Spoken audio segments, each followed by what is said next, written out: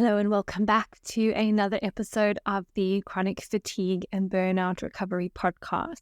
In today's episode, I'm doing something a little bit different today, and I am going to be doing a listener Q&A. Some of you who've maybe been engaging with me more regularly on Instagram over the past couple of years will know that I do an Instagram Q&A just in my Instagram stories, and it's something that I enjoy doing, just asking you to ask me questions and then getting to answer them. But I also admittedly find it quite stressful or quite activating for my nervous system, because with each question, there's so much potential to go into so much depth, and it's not very always, the answers are not always very clean cut or straightforward, because as I always say, chronic illness is complex and nuanced, and my brain really loves to explain all the different complexities and all the different nuance of certain things, and it's really hard to do that over just a few little Instagram stories. So I'm trying something different, which is to answer questions in the podcast. And not every single episode will be a listener question podcast, but this is going to be the first of hopefully many to come. So these questions were sourced from my Instagram account, and if you submitted a question and I don't answer it today, it's not because I'm not going to answer your question today. There were just actually lots of really good questions, and I've just chosen a few of them that kind of all fit together to a certain extent to answer today. But I will go back, and when I do another one of these episodes, I will offer up the answers to some of the questions I wasn't able to answer today. So please stay tuned in that regard. Just to give you a little heads up about what we're going to be talking about today is we're going to talk a little bit about chronic illness and finances, as chronic illness is an expensive business for sure. And I just want to touch on a question that was asked about how to manage when you are financially struggling. There was a question about leg pain. Two people sort of backed each other up on this question, so I thought it was maybe important to answer this one. And then a little bit more of a nervous system chat, various questions which had some overlap regarding flares and work stress, and how do we know when we're ready to expand our capacity. So that's what you can expect from this episode today. What I'm going to do is just read the questions as they were asked on Instagram, and then I'll go into the answers. Question number 1 is, "Hi Anna, Happy New Year. I was wondering what you may suggest to those who are struggling financially when they're very poorly. Practitioner prices seem as a whole very high, and even higher post-COVID, and access to support seems a privilege some just cannot access. The NHS is generally a huge letdown, as you know, and just wondering how many of those people get on the road to recovery." Gosh, this is actually a big question, and I guess the way I wanted to start off, or the place I wanted to start off answering this question, is just to validate the struggles, because the struggles are real. I have recorded a previous episode on privilege when it comes to healing, and finances or financial privilege is one of the things that I mentioned briefly in that episode. And, I spoke about some of my own privileges in my own healing journey, which I think is really important for us to acknowledge when it comes to healing, especially when we have social media and people almost may be unconscious or may not even be intentional, but there can almost be a little bit of a performative approach to healing. Like, look at me, look how well I'm healing, look at my ability to heal, look how fast I healed, etc., etc. And then others, we obviously want to spread the message that healing is possible. But, if we're spreading the message that healing is possible without also sharing the privileges or advantages and disadvantages as well that we've had in our own healing journey, it doesn't actually paint an honest picture. So I guess to validate that my chronic illness journey cost me a whole bunch of money.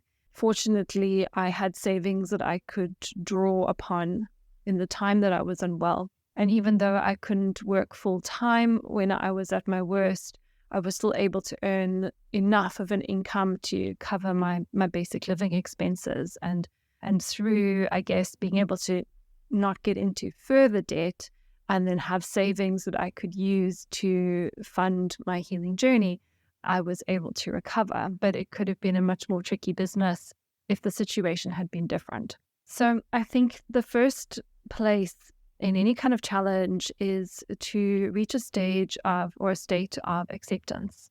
Acceptance being, this is the situation.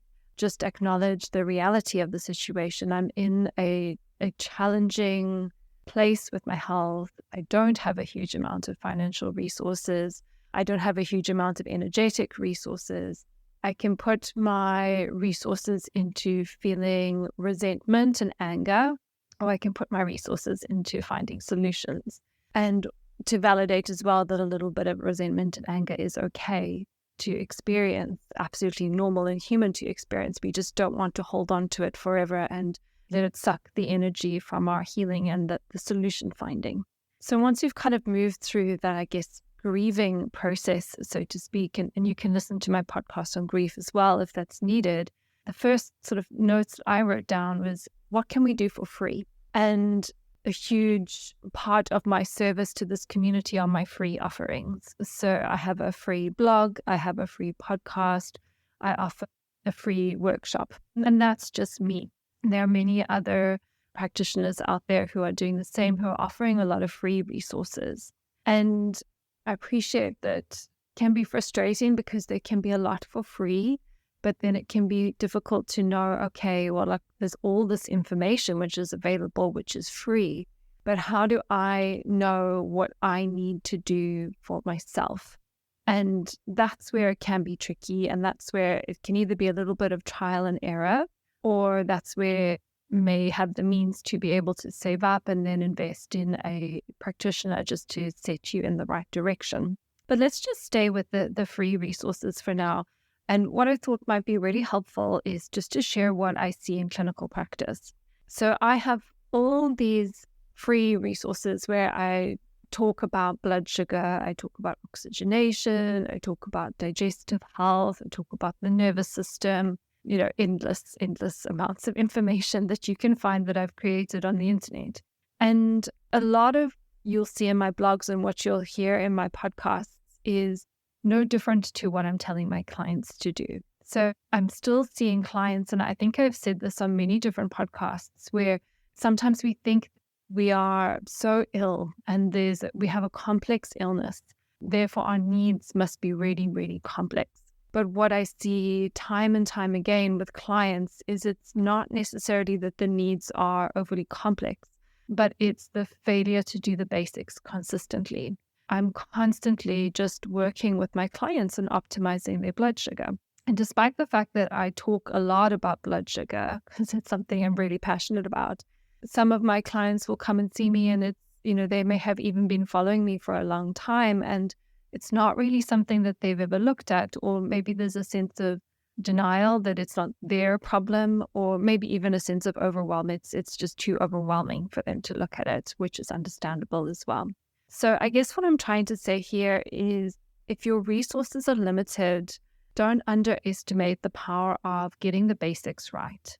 And the basics, as far as I'm concerned, would be making sure that your blood sugar is balanced, making sure that you're pacing your days appropriately, and then making sure that there's some form of nervous system support happening. And I have a free workshop and there's lots of free resources on this podcast in regards to the nervous system aspect. I keep on getting messages from people who are telling me the incredible results they've achieved from just really taking the free resources and implementing them with the same commitment as if they had paid £500 for them. So sometimes when something is for free, we tend to undervalue it. But actually, if we really take the free resources that are available and we treat them like we paid a practitioner thousands of pounds to receive them, and we implement them with that level of care and commitment, that can make a really big difference. And that's not to say that you, the listener, are not already doing that, but if it is something that you haven't thought of yet, that is something that you could do. So really capitalizing on the free resources that are available and doing the basics really well. And even today, I still know I could pace better. I still know I could look after my nervous system better.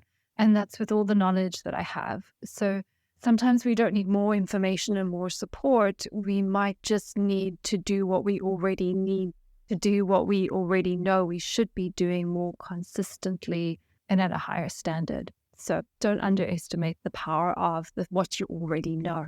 Additionally, just some other free resources worth mentioning would also be when I did my training, which was a very long time ago now. As practitioners, we had to see a certain amount of clients as part of our clinical training.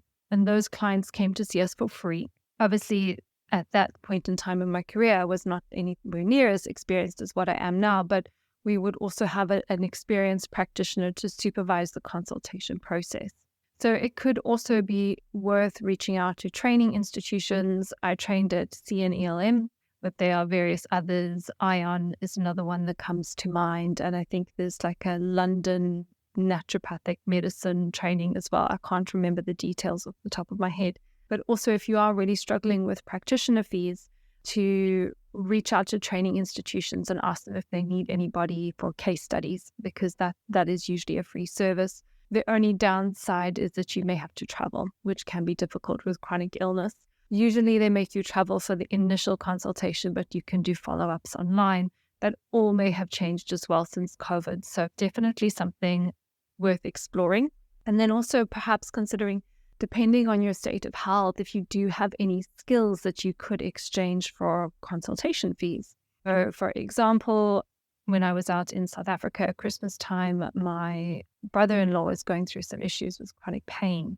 And then he's actually offered his doctor, who kind of works like a naturopathic doctor, some sort of skill exchange for the acupuncture treatment he's receiving. So my brother-in-law is highly skilled. He's very good with like electrics and things like that. So he's offering a sort of skill exchange for the treatment that he's receiving. And if you do have any skills that could be useful to a practitioner that you've built a relationship, that's something else that you could do. But obviously, if you're not well enough to offer the skills, that wouldn't necessarily be an option.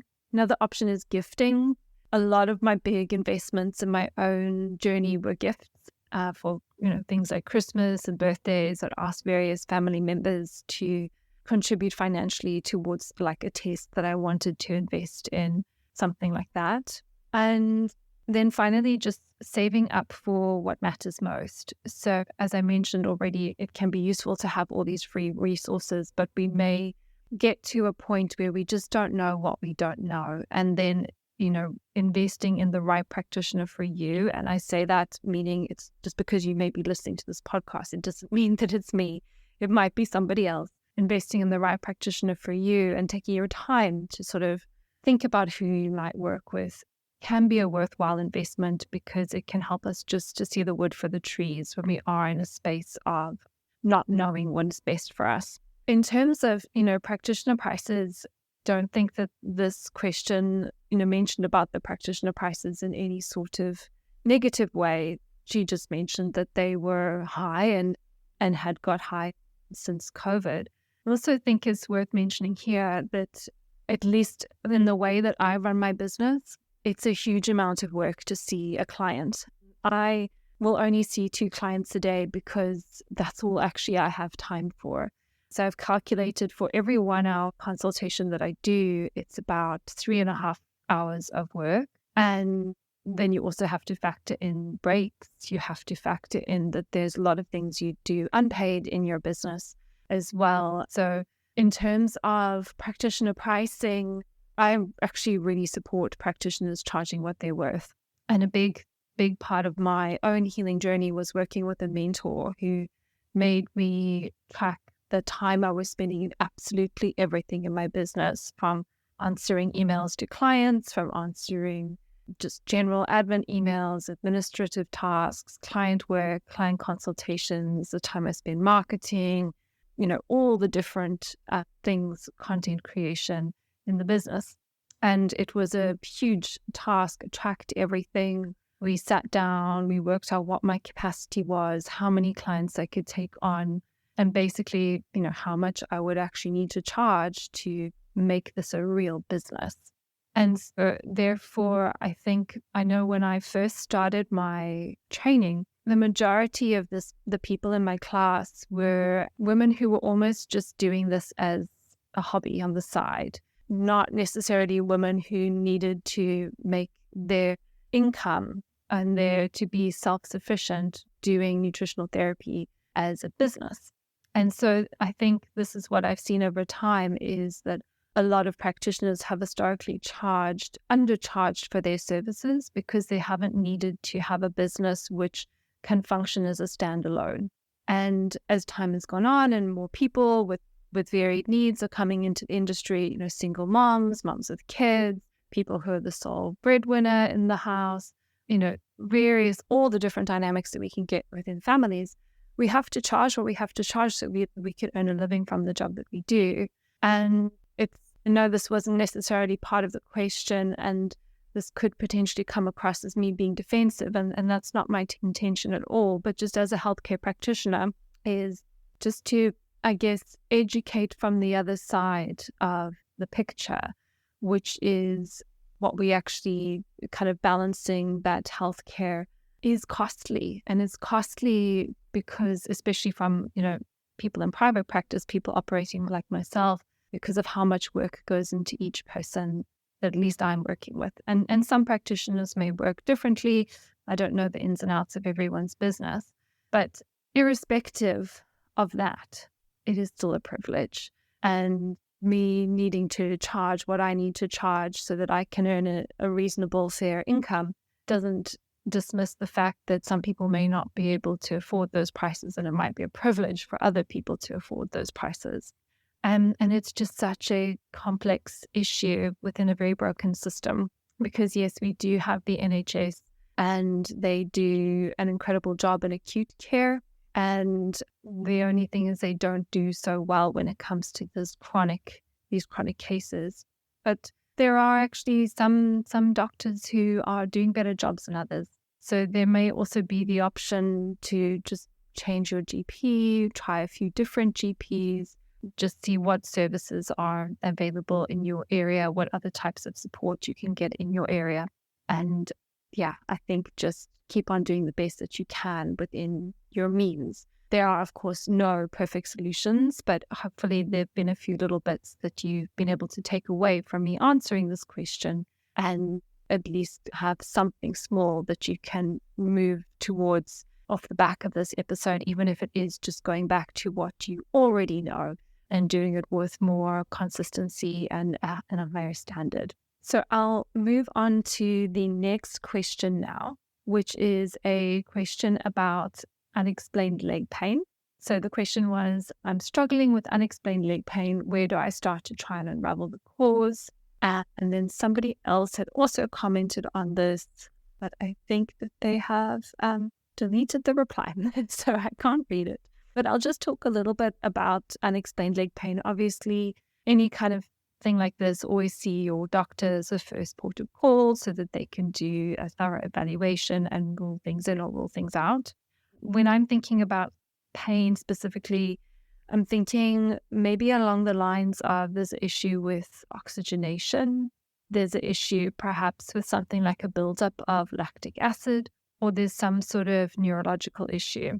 Now, if there's a neurological issue, that will probably be picked up by your GP, or a referral to a neurologist from your GP. So I won't go into that in too much detail, but I would just like to talk about, oxygenation and blood flow. We need to have proper oxygenation in the body. So if there is anything going on here, a lot of people with long COVID, for example, experiencing things like microclots, that could potentially be a cause for unexplained pain. A lot of people with long COVID are taking things like proteolytic enzymes, which can help to break down the microclots. You can also think about things that would help with vasodilation, so dilating of the arteries so that we can get better blood flow. So particularly anything that improves nitric oxide. And here, amino acids like arginine and citrulline can be beneficial. Beetroot as well, or beetroot juice, those types of things could potentially be beneficial. In terms of unraveling the root cause, I'm not sure if this would necessarily show up in something like a full blood count, but I always like to start clients with a full blood count. And if there's any abnormalities in the red blood cell markers, that can usually suggest oxygenation issues. But then we do want to dig deeper and work out what exactly those issues are. And with some people, it can be that they've got asthma or sleep apnea or they're anemic, to name a few. The other thing which I see in clinical practice is a buildup of lactic acid. So if a healthy person was quite unfit and they decided to run really, really fast, eventually their legs would sort of get quite painful and they'd want to perhaps stop running because of that pain. And that would be caused by a buildup of lactic acid in the body's tissues. And in some people, even if they're not sprinting or running or doing anything like that, they can still have an excessive production of lactic acid. And this is something known as the Warburg effect. And people with chronic fatigue may be more prone to this build of lactic acid and this Warburg effect. And the solution for this is a ketogenic diet. In terms of unraveling the cause, or where I have seen this with clients specifically, is in an organic acid urine test. So there may be a buildup of lactic acid in the urine. In terms of other sort of unraveling the cause, if this is the Warburg effect, you could also just consider doing some blood glucose monitoring and just kind of getting a sense of what your blood glucose is doing generally, but it wouldn't necessarily be a diagnostic evaluation. But it might be worth trialing transitioning towards a ketogenic diet. I wouldn't recommend that anybody throws themselves into a ketogenic diet overnight, but you can look on my blog. I have written a blog on transitioning to a ketogenic diet. I've got a podcast on the ketogenic diet. So all of those could be an option for you to see if it helps with your pain. Other things as well, things just generally speaking, like things to help relax the muscles. So something like magnesium, Epsom salt baths, if you can tolerate it, hot, cold, contrast, stress. So, being in a sauna and then an ice plunge or something like that, although that can be very extreme for people with fatigue. So I wouldn't necessarily recommend that unless I knew somebody could tolerate it. But all of those could potentially be options to support you if you have some chronic pain. And so the next question is around stress. And the question specifically is, hey, Anna, I have a question around stress. It's clear this flares my symptoms, especially work-induced stress.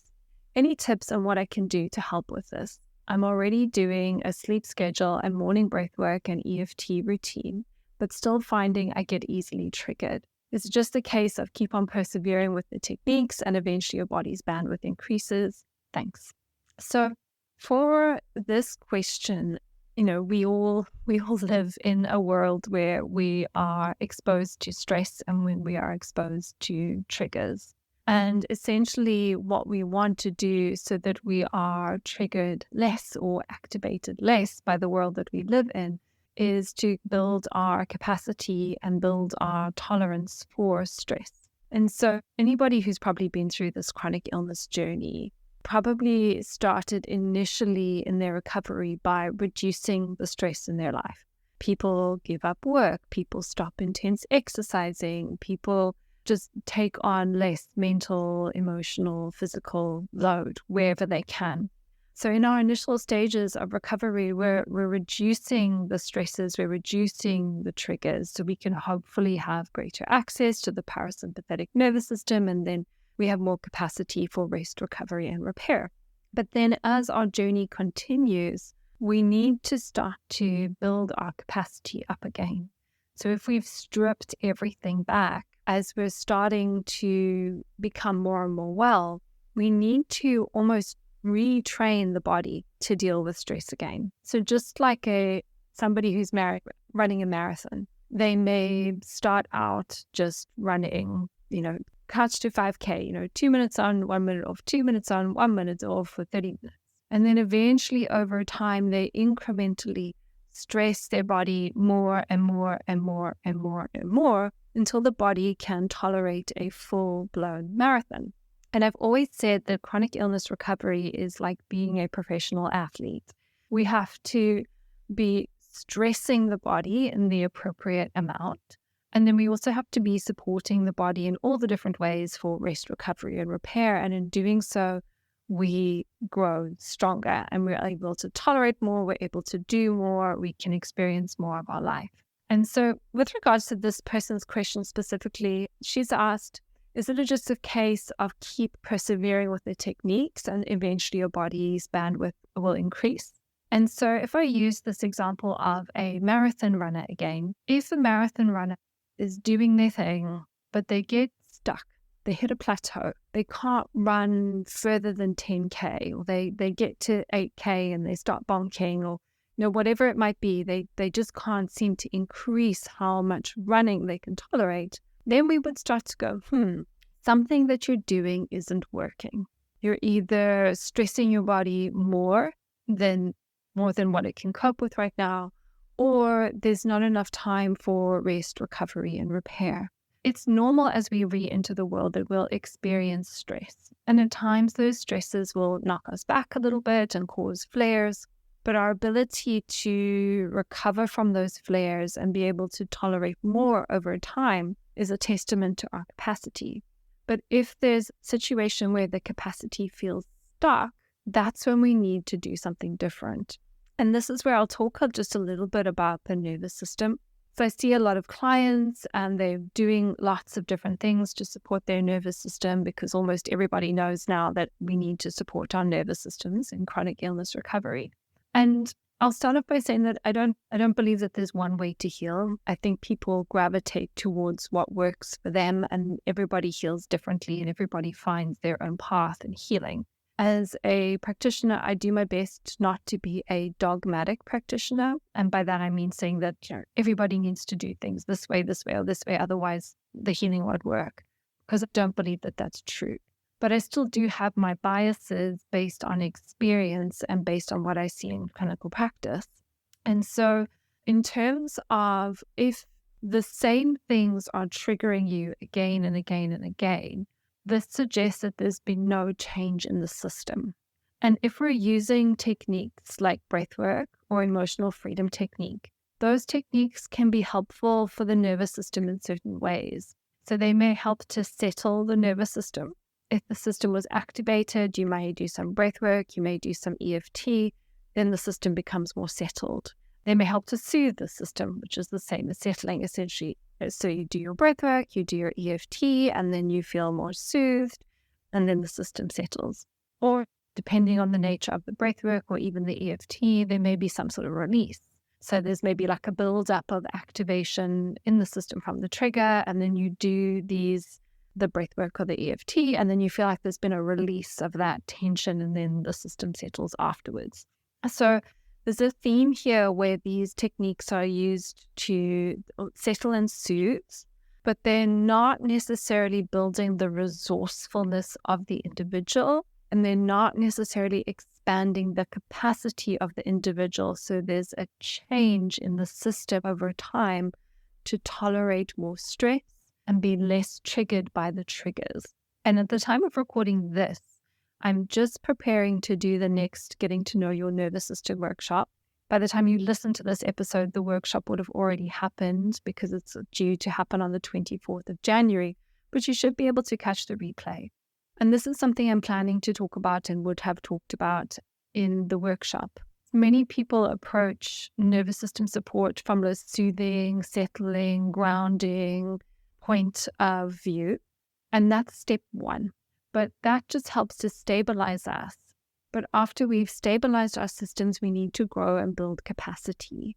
And therefore, we actually need to learn to work with the activation energy of the triggers. So if this person says that she's getting triggered from work-related stress, it may be, instead of going, oh my gosh, I'm triggered, now I need to do some breathwork or EFT, to actually learn to be with the intensity of the trigger and create a sense of completion. Because a lot of the things that are triggering us are not necessarily related to the trigger itself, but more so related to an old survival response that was stuck in the body that was never able to complete. And so we want to learn to do things that will facilitate the completion so that when we experience that trigger again, the completion has already happened, and then we are less activated and less triggered by the same amount of stimuli. So In summary, to answer this question, in order to be able to tolerate more work stress, we need capacity in the system. To be triggered less, we need to start to change the system and change the wiring of the system on a deeper level, which goes above and beyond just settling the system when it feels activated, but it's allowing for the completion of the stored survival and defensive responses in the body. Now, this is something that I teach in the Nurturing Resilience program. It's not something that you learn overnight. We spend almost 12 weeks learning to do this because we go very slowly and we have a lot of freeze we need to navigate first before we can even get to this. But if you've been in this dilemma yourself, where you feel like you've been doing nervous system work for a long time, but your capacity isn't growing, then there's probably a need for some change on a deeper level. And that's something that I can teach you in the Nurturing Resilience program. I've just wrapped up the previous round, which ended the first week of January. And one of the ladies who was in the program said, when you've been ill for a really long time, you feel like you already know everything. And you read all this information, you learn all these new things, and you're like, I know this, I know this, I know this, I know this. And she said this was the first program she's done in a very long time where she's like, I didn't know that. I didn't know that. I didn't know that. Well, that's a different perspective. That's a different way of looking at things. So if you're feeling like you kind of know it all, but you're a little bit stuck, you've been doing these things for a long time, then I would highly recommend that you, at the very least, watch the free workshop and then maybe consider investing in the program and then work with me for the next 12 weeks. So that is the answer to that question. The next question kind of piggybacks off the back of that because it's about flares. And this question was, I'd love to also know a bit more about where you start when having a flare, like knowing what things to introduce to support you, when they are, so many different ideas around what helps, and then also knowing where, this goes into the next part of the question. So just to kind of recap and saying, just knowing what things to introduce because there are so many different ideas around what helps. And so I have done a whole podcast on crashes and flares. So feel free to listen to that. I think it was one of the earlier episodes. I can't remember the number at this point in time, but you can just scroll through and you'll find it. And here also start by saying a flare can be a normal for your body physiological response to something that is too much.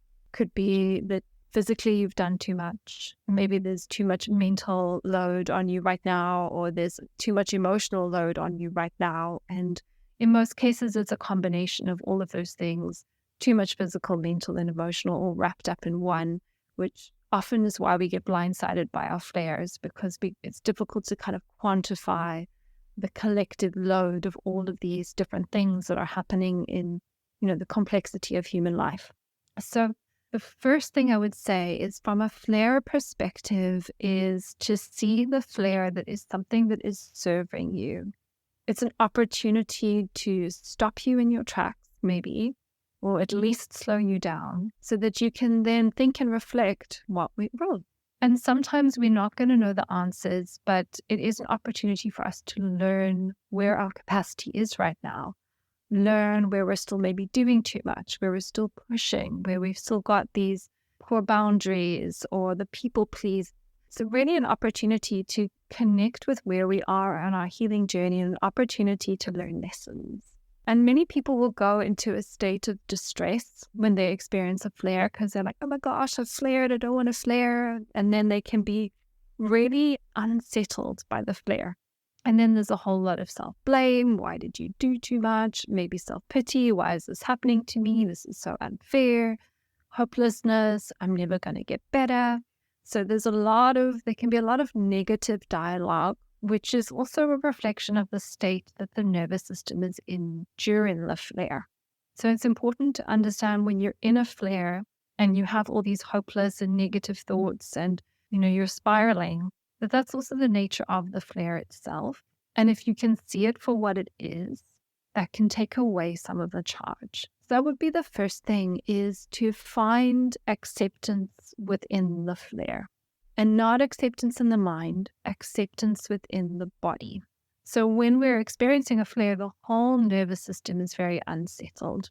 And therefore, the first goal is to settle and stabilize the nervous system. And that really is achieved however it works for you. I was speaking a little bit about the nervous system workshop and the upcoming Nurturing Resilience program. You'll learn loads of tools in the program. We cover all of this.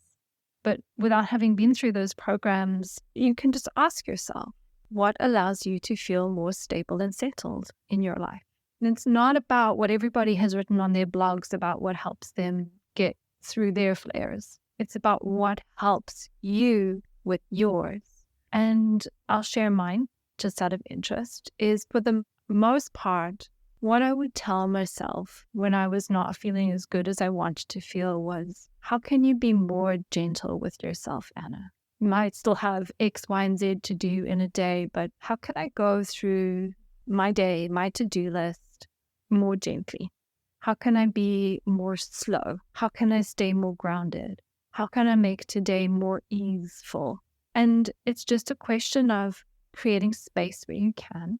So taking away the things that are pressurizing you or stopping you from feeling settled and stable right now. Allowing for good food.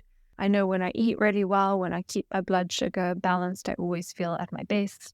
Sleep if you can. I know some people don't sleep so well in flares, but then maybe you can rest. You can do some restorative yoga. You can do some yoga nidra. You can have a hot bath if that's something that agrees with you. So how can you create more rest and stability even if you can't sleep?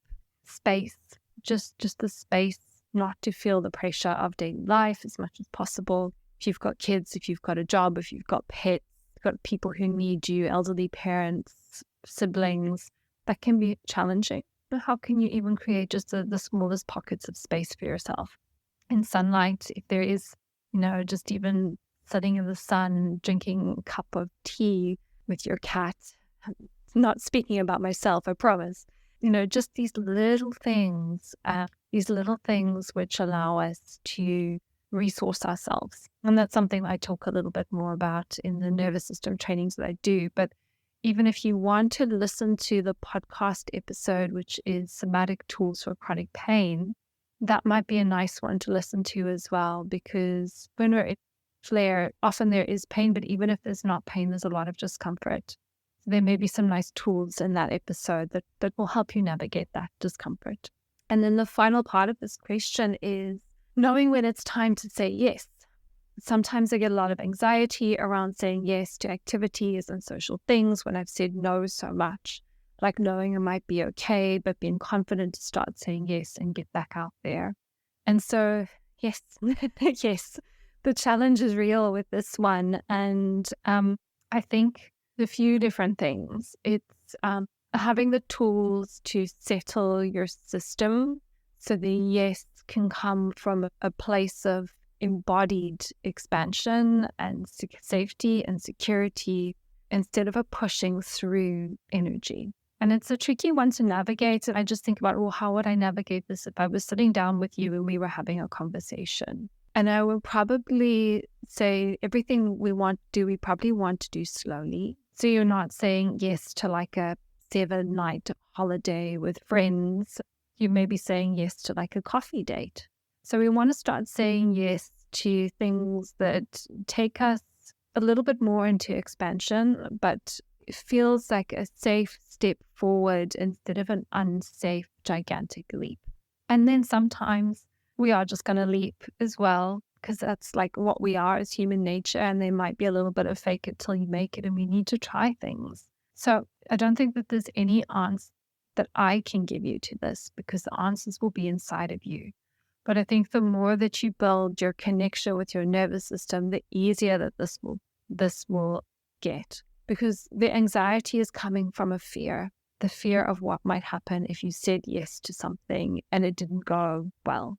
And part of chronic illness recovery is sometimes making decisions and we do things and it doesn't go well, but that's how we learn. So there might also be a piece here around making peace with the fact that sometimes things are not going to be perfect, or sometimes we may facilitate a flare or a setback because we've done too much. But I think, working with your sister, saying yes to things that feel manageable, judging the consequences, learning, using that information for next time, gradually there's an expansion over time. So maybe just yes to coffee with a friend would have been a really hard decision. And now that's an easy decision to make. But yes to like a late evening dinner, that might be a really difficult yes. But eventually over time, you may be ready to make it. So that was a bit of a waffly answer, but I hope it just gives you some food for thought and a few little themes to think about in terms of what is the fear behind the yes. How do you work with the body somatically to work with that fear, but also embrace the fact that things may not necessarily go according to plan. So that brings me to the end of today's episode. We're just coming up to 45 minutes, so that feels like a good time to wrap up. If you did submit a question for today and I haven't answered it, don't worry. I'll be doing another one of these episodes soon. I probably will end up doing them at least once a month, but we'll see how things go. Until then, I hope you have enjoyed listening to the answers to these questions, and I wish you all a wonderful fatigue recovery day.